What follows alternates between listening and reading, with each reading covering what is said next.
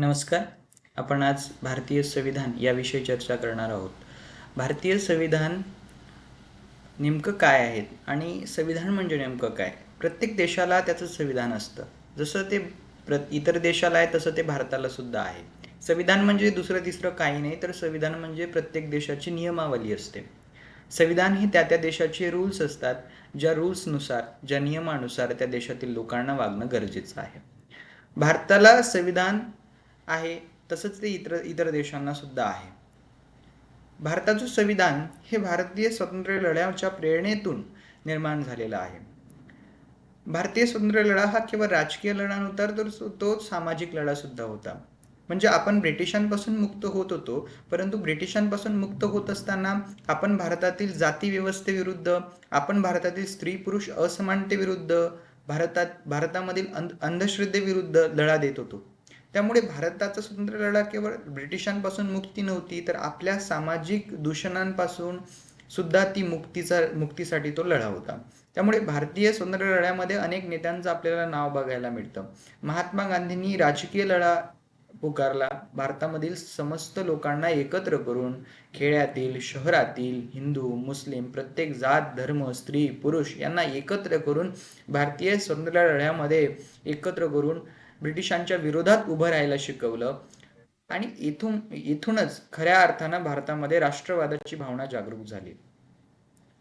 हा भारतीय स्वातंत्र्य लढा मोठा करण्यामध्ये अनेक नेत्यांनी महत्त्वाची भूमिका निभावली. त्याच्यामध्ये क्रांतिकारक जे आहेत त्या क्रांतिकारकांनी महत्त्वाची भूमिका बजावली. चंद्रशेखर आझाद, भगतसिंग, सुखदेव, राजगुरू यासारख्या लोकांनी या स्वातंत्र्य लढ्यामध्ये हा लढा प्रत्येक युवकापर्यंत पोहोचवण्याचं काम या क्रांतिकारकांनी केलं. तसंच आपल्याला हेही माहिती आहे की डॉक्टर आंबेडकर असो, पेरियार असो यासारखे जे नेते आहेत, या नेत्यांनी सामाजिक लढा पुकारला. महात्मा फुले आहेत, सावित्रीबाई फुले आहेत, यांनी समाजामधील जे दूषण आहेत, समाजामधील ज्या दुष्ट अशा गोष्टी आहेत त्या नष्ट करण्यासाठी प्रयत्न केले. त्यामुळे भारताचा स्वातंत्र्य लढा केवळ सामाजिक लढा होता असंही म्हणून चालणार नाही, किंवा भारताचा स्वातंत्र्य लढा केवळ राजकीय लढा होता असंही म्हणून चालणार नाही. भारतामध्ये या दोन्हीचं मिश्रण होतं. आपण ब्रिटिशांपासून मुक्त होत होतो आणि आपण आपल्या भारतातील अंधश्रद्धा, असमानता यापासून मुक्त होण्यासाठी लढा देत होतो. तर हे भारताच्या स्वातंत्र्य लढ्याचं वैशिष्ट्य आहे आणि त्या सर्व गोष्टींचा समावेश भारताच्या संविधानामध्ये व्हायला तिथे सुरुवात झालेली आहे.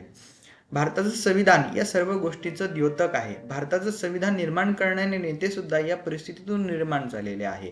आपल्या संविधानाची प्रेरणा ही आपल्या देशाच्या स्वातंत्र्य लढ्यामध्ये आहे. त्या लढ्यातून निर्माण झालेली लोक, त्या लढ्यातून निर्माण झालेले विषय, त्या लढ्यातून निर्माण झालेल्या प्रेरणा, त्या सर्वांचा समावेश भारतीय संविधानामध्ये आहे. राजकीय जागरूकता जी भारतीय स्वातंत्र्य लढ्यामध्ये निर्माण झाली, राजकीय जागरूकता म्हणजे भारतीय व्यक्तीला आपण पारतंत्र्यात आहोत याची जाणीव होणं फार गरजेची आहे. आणि ती लोकमान्य टिळकांपासून सहसा व्हायला लागली, ज्यांना भारतीय असंतोषाचे जनक म्हणतात. जेव्हा लोकमान्य टिळकांनी एक सशस्त्र लढा किंवा एक स्वातंत्र्याची मागणी ब्रिटिशांसमोर ठेवली, तेव्हा ती जनमानसांपर्यंत पोहोचवण्याचं काम केलं. पुढे गांधींनी त्याला व्यापक स्वरूप दिलं, त्यानंतर बोसांनी त्याला व्यापक स्वरूप देण्याचं काम केलं.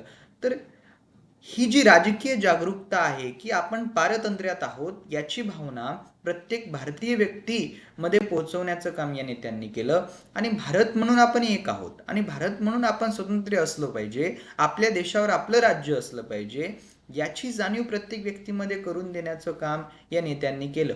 ही राजकीय जागरूकता फार महत्त्वाची होती स्वातंत्र्य लढ्यासाठी. आणि याच राजकीय जागरूकतेचा आपल्याला फायदा हा संविधानामध्ये झाला. संविधान बनवणारी जी सर्व नेते मंडळी होती, ती नेते मंडळी बहुतांश स्वातंत्र्य लढ्यात सहभागी झालेली होती आणि त्यांनी तो स्वातंत्र्य लढा जवळून बघितला होता. ब्रिटिशांची दमनकारी यंत्रणा, ब्रिटिशांनी भारतामध्ये फोळा आणि राज्य करा ही जी नीती अवलंबली होती, त्या नीतीचे काय परिणाम होतात, ब्रिटिश भारतामध्ये असल्यावर भांडवलवादाचा देशावर काय परिणाम होतो, या सर्वांना जवळून या नेत्यांनी बघितलं होतं. त्यामुळे आता संविधान निर्माण करताना त्यांसमोर या सर्व गोष्टींना डावलून भारतासाठी स्वतंत्र असं संविधान निर्माण करताना अनेक मार्गदर्शक गोष्टी तिथे उभ्या होत्या. संविधानाचं धर्मनिरपेक्ष आणि समतापूर्ण स्वरूप, भारतामध्ये ब्रिटिशांचं शासन असताना फोडा आणि राज्य करा ही नीती ब्रिटिशांनी अवलंबली. तेव्हा फोडा आणि राज्य करा या नीतीमुळे, तुष्टीकरणाच्या नीतीमुळे हिंदू आणि मुस्लिम यांमध्ये कशा प्रकारे वाद होऊ शकतात, कशा प्रकारे हिंसा होऊ शकते याचा जवळून भारताने अनुभव घेतला होता. त्यामुळे भारतामध्ये आपल्याला माहिती आहे की अनेक देश धर्माधिष्ठित आहेत. पाकिस्तानमध्ये असो किंवा इराणमध्ये असो, अशासारखी देश ही धर्माधिष्ठित आहे. अर्थातच तिथे एक धर्म श्रेष्ठ मानला जातो, मुस्लिम धर्म तिथे श्रेष्ठ मानला जातो. पण भारतामध्ये असं का नाही? भारतामध्ये कोणताही धर्म हा श्रेष्ठ किंवा कनिष्ठ का मानला जात नाही याची प्रेरणा सुद्धा स्वातंत्र्य लढ्यामध्ये आहे. आपण स्वातंत्र्य लढ्यामध्ये हे जोडून बघितलंय की दोन धर्म तुटल्यामुळे किंवा दोन धर्मांमध्ये वाद निर्माण झाल्यामुळे किंवा श्रेष्ठत्वाची भावना एखाद्या धर्मामध्ये निर्माण झाल्यामुळे काय त्याचे परिणाम होऊ शकतात हे आपण जोडून बघितलं आहे. बंगालमध्ये हिंसा आपण बघितली. हे सर्व होत असताना आपण भारतामध्ये कोणताही धर्म एक श्रेष्ठ धर्म म्हणून त्यामुळे स्वीकारला नाही. भारतीय संविधान प्रत्येक व्यक्तीला धार्मिक ओळख तिथे देत नाही. भारतीय संविधानासमोर प्रत्येक व्यक्ती भारतीय म्हणून तिथे असणं गरजेचं आहे असं संविधान म्हणतं. आणि संविधान प्रत्येक व्यक्तीला एकच आयडेंटिटी देतं आणि ती आयडेंटिटी आहे भारतीय. You are firstly and lastly Indian. हे जी आयडेंटिटी आहे ही आयडेंटिटी संविधान आपल्याला देतं. त्यानंतर समतापूर्ण समाज. समतापूर्ण समाज म्हणजे याचा अर्थ काय? तर समाज आपल्याला माहिती आहे की असमान आहे. समाजामध्ये जाती आधारित, धर्म आधारित, लिंग आधारित भेद आहेत. पण हे भेद असताना समाजामध्ये या सर्व लोकांना एकत्र एक वागणूक देण्याचं काम संविधान करतं. अर्थातच ही सर्व लोक देशामध्ये त्यांचा दर्जा एकच असेल, त्यांना समान संधी असेल, प्रत्येक व्यक्तीची कायद्यासमोर जे स्थान आहे ते समान असेल असं तिथे संविधान सांगतं. त्यामुळे भारताचं संविधान हे समतापूर्ण आहे. ते कोणत्याही विशिष्ट जातीला, कोणत्याही विशिष्ट धर्माला असं श्रेष्ठ स्थान देत नाही किंवा कनिष्ठ स्थान देत नाही. त्यामुळे धर्मनिरपेक्ष आणि समतापूर्ण स्वरूप हे भारतीय संविधानाचं एक मूलभूत वैशिष्ट्य आहे. भारतामध्ये आपण म्हणतो की सरकार येतं, सरकार जातं. आतापर्यंत किती सरकार आली आणि किती सरकार पडलीत. पण सरकार मुळात श्रेष्ठ नसतं. सरकारला मिळालेली सत्ता ही लोकांकडून मिळालेली असते आणि लोक सत्ता सरकारजवळ या शर्तीवर देतात की सरकारने लोककल्याण करावं. यासाठी आपण सरकारकडे सत्ता देतो. पण सरकार लोककल्याणात जर अपयशी होत असेल तर सरकारला बदलण्याचा हक्क सुद्धा व्यक्तीजवळ आहे. या सर्व तरतुदीचा उल्लेख संविधानामध्ये आहे. या सर्व गोष्टींचा उल्लेख संविधानामध्ये आहे. याचा अर्थ संविधानामधून या सर्व गोष्टी येतात. कायदे मंडळाला, कार्यकारी मंडळाला, न्याय मंडळाला आपले अधिकार संविधानामधून भेटतात.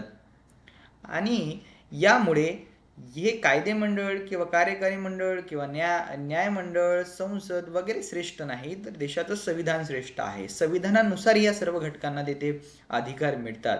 भारतामध्ये देशाचं संविधान हे सर्वोच्च आहे आणि ते संविधान अंतिम सत्ता ही लोकांच्या हातात सोपवतं. त्यामुळे भारताच्या संविधानालाच आपण सर्वोच्च मानून चालणं गरजेचं आहे. सरकार येणार, बदलणार, पण संविधानाचे वैशिष्ट्य, संविधानाचे मूलभूत तत्व हे अबाधित राहणं त्यासाठीच आवश्यक आहे. व्यक्तीचं जे मूलभूत हक्क आहे आणि व्यक्तीचे जे मूलभूत कर्तव्य आहेत, आपल्याला संविधान मूलभूत हक्क देतं. अर्थातच आपल्याला अभिव्यक्ती स्वातंत्र्य आहे, आपल्याला शिक्षणाचा हक्क आहे, आपल्याला धार्मिक स्वातंत्र्य आहे. हे स्वातंत्र्य अर्थात आपले मूलभूत हक्क आहेत. मूलभूत हक्काशिवाय आपण आपला विकास करू शकत नाही. व्यक्ती विकास करायचा असेल तर मूलभूत हक्क फार गरजेचे आहे. पण ज्या अर्थी एका हाताने तुम्हाला जेव्हा संविधान मूलभूत हक्क देतं, त्यावेळेस दुसऱ्या हाताने संविधान तुम्हाला मूलभूत कर्तव्य सुद्धा देतं. अर्थातच काय, जेव्हा संविधान म्हणतं की तुम्हाला धार्मिक स्वातंत्र्याचा हक्क आहे, तेव्हा तुम्हाला इतर धर्माची बदनामी करण्याचा हक्क नाही. जेव्हा संविधान तुम्हाला म्हणतं की तुम्हाला अभिव्यक्ती स्वातंत्र्याचा हक्क आहे, याचा अर्थ तुम्हाला इतर व्यक्तीची बदनामी करण्याचा तिथे हक्क नाही. जेव्हा तुम्हाला म्हणतं की तुमच्या विरोधात आर्थिक, सामाजिक आणि राजकीय शोषण होणार नाही, तेव्हा तुम्हाला इतर व्यक्तीचं सुद्धा आर्थिक, सामाजिक आणि राजकीय शोषण करण्याचा हक्क नाही. म्हणून जेव्हा संविधान आपल्याला एका हाताने हक्क देतं, तेव्हा दुसऱ्या हाताने कर्तव्य सुद्धा देतं. आणि कर्तव्य आणि हक्क ही सोबतच चालू शकतात. जर आपण हक्कच वापरत असू आणि कर्तव्याचं उल्लंघन करत असू तर त्या हक्कांना मग काही अर्थ नसतो. कारण की समाजामध्ये, राष्ट्रामध्ये जगत असताना जेव्हा संविधान तुम्हाला मूलभूत हक्क देतं, तेव्हा ते केवळ फक्त तुम्हालाच देत नाही, ते देशातील प्रत्येक व्यक्तीला देतं. हे इथे समजणं फार अगत्याचं आहे. मार्गदर्शक तत्वे म्हणजे काय, तर मार्गदर्शक तत्वे म्हणजे जे लोकशाही सरकार आहे, लोकशाही पद्धतीने निवडलेलं सरकार आहे, त्या सरकारने कसं काम करावं याचं मार्गदर्शन या मार्गदर्शक तत्वामध्ये असतं. अर्थात ही कोणकोणती मार्गदर्शक तत्वे आहे याची सविस्तर चर्चा होऊ शकते, परंतु पर्यावरणाचं रक्षण करावं, समान काम समान वेतन द्यावं, प्रत्येक व्यक्तीच्या विकासासाठी सरकारने प्रयत्न करावे, दारिद्र्य निर्मूलन करावं, समाजामध्ये समान संधी प्रत्येक व्यक्तीला मिळेल याची शाश्वती द्यावी, अशा प्रकारे सरकारला मार्गदर्शन ही मार्गदर्शक तत्वे करतात. सरकारने देशामध्ये काय काय करणं गरजेचं आहे, लोककल्याणासाठी कोणकोणत्या गोष्टी राबवणं गरजेचं आहे, या सर्वांचं मार्गदर्शन राज्य धोरणाची मार्गदर्शक तत्वे सरकारला करतात. तर ही मार्गदर्शक तत्वे यांचा समावेश सुद्धा संविधानामध्येच आहे. संविधानाचं जे लोकशाही समाजवादी स्वरूप आहे, अनेक शासन पद्धती असतात, हुकुमशाही असते, राजेशाही असते, त्यानंतर धार्मिक नेत्याचं शासन असतं, अशा अनेक शासन व्यवस्था असतात. परंतु जगामध्ये एक सफल आणि जगामध्ये एक यशस्वी अशी राज्यव्यवस्था म्हणून लोकशाही जी शासन व्यवस्था आहे ती उदयास आलेली आहे. लोकशाहीमध्ये लोक ही खऱ्या अर्थाने सत्तेची मालक असतात. दर 5 वर्षांनी आपण सरकार निवडतो आणि 5 वर्षानंतर आपल्या जवळ पुन्हा एकदा चान्स असतो सरकार निवडण्याचा. अर्थातच लोक ही सरकारची मालक आहे. कोणतीही बाहेरी सत्ता आहे ती सरकारची मालक नाहीये, लोक ही सरकारची मालक आहे. लोक ठरवतील की देशाला कोण चालवणार, म्हणजे अंतिम सत्ता लोकांच्या हाती आहे. ही जी लोकशाही शासन व्यवस्था आहे, ही लोकशाही शासन व्यवस्था भारतामध्ये रुजू करण्याचं काम, भारतामध्ये अंमलबजावणी त्याचं करण्याचं काम संविधानाने तिथे केलंय. त्यानंतर समाजवादी स्वरूप, अर्थातच लोकशाही पद्धतीने निवडून आलेलं जे सरकार आहे त्या सरकारने समाजवादी धोरणं राबवणं गरजेचं आहे. समाजवादी धोरणं म्हणजे समाजाच्या कल्याणासाठी योजना राबवणं गरजेचं आहे, समाजाच्या हितासाठी योजना राबवणं गरजेचं आहे. तर ही लोकशाहीचे जे समाजवादी स्वरूप आहे, हे लोकशाही समाजवादी स्वरूप भारतामध्ये संविधान लागू करतं आणि ते इथे महत्त्वाचं आहे. लोकशाही समाजवादी स्वरूपामुळे लोककल्याण तिथे निश्चित होऊ शकतं, लोककल्याण तिथे केलं जाऊ शकतं, पण त्यासाठी गरजेचं आहे की सरकार त्या अनुषंगाने काम करणार आणि यासाठी लोकांची राजकीय जागरूकता फार गरजेची आहे. आपण असं म्हणतो की जशी प्रजा किंवा जशी जनता तशी त्यांचा नेता, म्हणजे जनतेमध्ये जर राजकीय जागरूकता असेल तर त्या राजकीय जागरूकतेचा परिपाक म्हणून तो नेता निवडला जात असतो. म्हणून जनता जर राजकीय जागरूक असेल तर नेत्याला सुद्धा काम करणं भाग असतं. त्यामुळे लोकशाहीमध्ये लोक सुद्धा शिक्षित असणं फार गरजेचं असतं. सरकारचं जनतेप्रती उत्तरदायित्व व विरोधाचा हक्क, अर्थातच सरकारला मिळणारी सत्ता ही लोकांकडून मिळते आणि त्यामुळे सरकारने लोकांसाठी काम करणं अपेक्षित आहे. पण जेव्हा सरकार लोकांसाठी काम करत नाही तेव्हा त्या सरकारचा विरोध करण्याचा हक्क सुद्धा लोकांना असतो. अर्थातच तो विरोध मग तिथे शांततापूर्ण असणं फार गरजेचं आहे. त्या विरोधामध्ये इतरांची आपल्याला हानी करता येत नाही, इतरांची हत्या करता येत नाही किंवा समाजामध्ये ताणतणाव निर्माण करता येत नाही. तर सरकारचं जे अंतिम उत्तरदायित्व आहे ते जनतेप्रती आहे, कारण की जनते थ्रूच सरकार निवडून जात असतं. सरकारने जनतेच्या हितासाठी, जनतेसाठीच तिथे 5 वर्ष काम करणं अपेक्षित आहे असं भारताचं संविधान म्हणतं. सोबतच इथे हे महत्त्वाचं आहे की संविधानाची प्रास्ताविका, ज्याला आपण लहानपणीपासून 5वी ते 12वी पर्यंत आपण बघित आलोय की संविधानाची जी प्रास्ताविका आहे किंवा उद्देशपत्रिका आहे, आम्ही भारताचे लोक, ते प्रत्येक बालकाच्या किंवा युवकाच्या पुस्तकाच्या पहिल्या पानावर होती. का होती, तर भारतीय संविधानाची जी मूलतत्व आहे ती संविधानाची मूलतत्व प्रत्येक व्यक्तीला कळावीत, प्रत्येक व्यक्ती हा संविधानानुसार वागावा यासाठी ते प्रास्ताविक होतं. सामाजिक ठिकाणी काम करत असताना किंवा गव्हर्नमेंट सर्वंट म्हणून काम करत असताना, इवन आमदार खासदार म्हणून सुद्धा काम करत असताना त्या काम करण्याची मार्गदर्शक तत्वे काय असावी, तर ती संविधानाची असावी. प्रत्येक व्यक्तीने संविधानाचा आदर करावा, त्या संविधानाची अंमलबजावणी करावी, संविधानाविरोधी भावना एखाद्या व्यक्तीमध्ये जागायला नको, संविधानाचा आपण आदर करणं फार गरजेचं आहे. यासाठी आपल्या पाठ्यपुस्तकांमध्ये ती प्रास्ताविका सतत आपण पहिल्या पानावर बघत आलेलो आहोत, कारण की ते संविधान, त्या संविधानानुसार देश चालणं अपेक्षित आहे.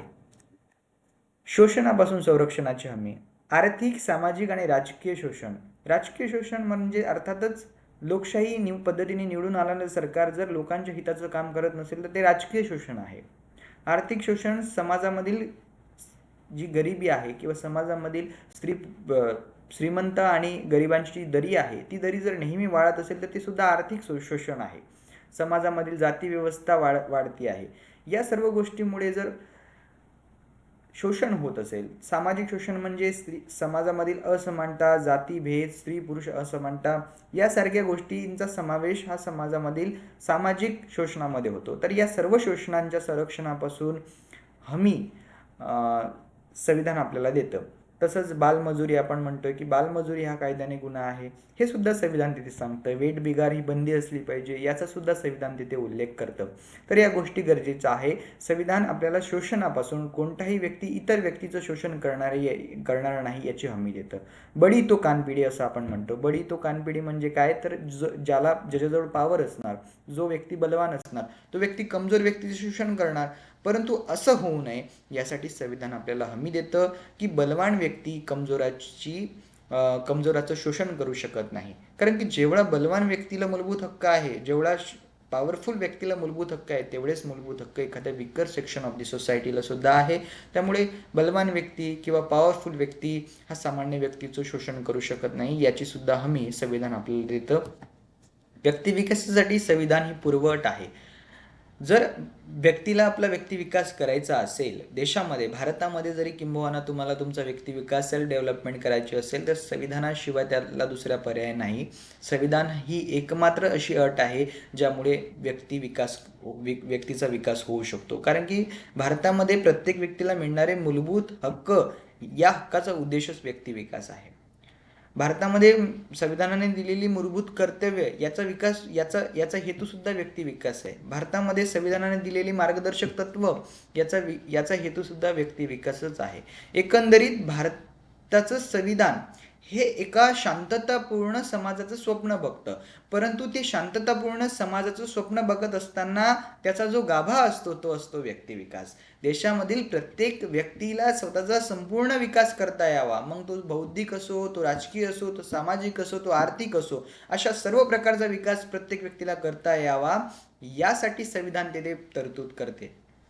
तर ते संविधानच आहे ज्या संविधानात थ्रू प्रत्येक व्यक्तीला आपले अधिकार मिळतात. तर या अधिकारा थ्रूच एखाद्या व्यक्तीचा विकास होऊ शकतो. त्यामुळे संविधान ही पूर्वअट आहे प्रत्येक भारतीय व्यक्तीच्या विकासासाठी. त्यामुळे संविधानाचा सन्मान करणं आपण फार गरजेचं आहे. भारताचं संविधान हे जगामधील सर्वात मोठं संविधान आहे, विस्तृत संविधान आहे. पण त्याचसोबत त्या संविधानामध्ये असणाऱ्या तरतुदी, त्या संविधानाने स्वीकारलेल्या काही बाबी ह्या सुद्धा खूप विशेष उल्लेखनीय आहे. जगामध्ये आपल्याला अनेक देश असे सापडतील ज्यामध्ये स्त्रियांना आधी मतदानाचा हक्क नव्हता, पण भारताचं संविधान असं संविधान आहे जे एकाच वेळेला पुरुषांना, स्त्रियांना मतदानाचा हक्क लागू करतं. भारताचं संविधान हे समानतेवर आधारलेलं संविधान आहे. ते केवळ विस्तृतच नाही आहे, तर त्या संविधानामध्ये प्रत्येक बाबीची, प्रत्येक संस्थात्मक त्रुटी आणि संस्थात्मक गरजेची स्पष्ट असा तिथे उल्लेख आहे. हे भारतीय संविधानाचं महत्त्व आहे, भारतीय संविधानाची ती महती आहे. आणि हे संविधान निर्माण करणारे सुद्धा जी नेते मंडळी आहे, ही नेते मंडळी ही संघर्षातून निर्माण झालेली नेते मंडळी आहे, ही स्वातंत्र्य लढ्याच्या प्रेरणेतून निर्माण झालेली नेते मंडळी आहे. आणि त्यामुळेच आपण बघतो की अनेक देश स्वतंत्र होतात, पण स्वतंत्र झाल्यानंतर ते पारतंत्र्यात जातात. अर्थात स्वतंत्र झाल्यानंतर ते स्वातंत्र्य गमावतात, पण भारताने आपलं स्वातंत्र्य गमावलं नाही. याचं श्रेय जर कोणाला जात असेल तर ते संविधानाला जातं. धन्यवाद.